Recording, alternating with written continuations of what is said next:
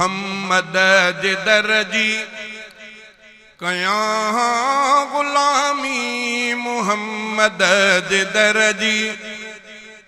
कया गुलामी तॾहिं जे हुजां कया खुदामी मोहम्मद दरजी मोहम्मद दरजी जे पियो मां मुंहिंजा मके में हुजनि हां जे पियो मां मुंहिंजा मके में हुजनि हां उहे बे मोहम्मद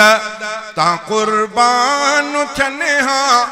हज़रत मौलाना अब्दुल्ला चांडियो अल्लाह ताला उन जे क़ब्र जे मथां किरोड़ा रहमत जा मींहं नाज़िल फरमाए। हे उन्हनि जे दिल जी हिकिड़ी तड़प जे पियो मां मुंहिंजा मके में हुजनि हां उहे बे मोहम्मद तां कुर्बान थियनि हां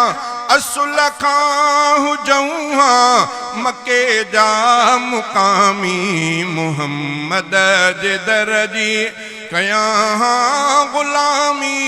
तॾहिं जे हुजां कया खुदामी मोहम्मद जे दरजी मोहम्मद जे दरजी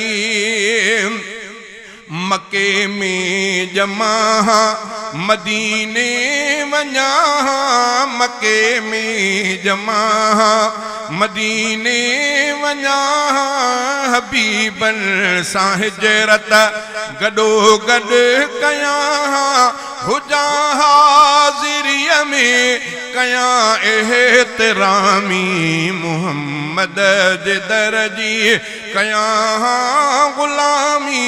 तॾहिं जे हुजां कया खुदामी मोहम्मद जे दरजी मोहम्मद जे दरजी जुती जान बन जी सफ़ा पियो कया जुती जान बन जी सफ़ा पियो कया चपन सां चुमे पो अखियुनि ते रखां चपन सां चुमे पो अखियुनि ते रखां हुज़ैफ़ा जियां थियां हमामी मोहम्मद जे दरजी कया गुलामी तॾहिं जे हुजां कया खुदामी मोहम्मद जे दरजी मोहम्मद जे दरजी अबू बकर वांगुर सिखां सचाई अबू बकर वांगुर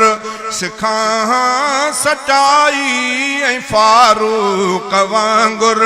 करण बेरियाई ऐं उस्मान अलीअ जा ऐं उस्मान अलीअ जा थियां हुसामी मोहम्मद जे दरजी चवें छा थो चांडिया तूं ख़ामोश थी वञ चवें छा थो चांडिया तूं ख़ामोश थी वञ महबत नबीअ जे में मदहोश थी वञ ऐं हसान वांगुर मदह गो मुदामी मोहम्मद जे दरजी कया गुलामी तॾहिं जे हुजां कया खुदामी मोहम्मद जे दरजी मोहम्मद जे दरजी।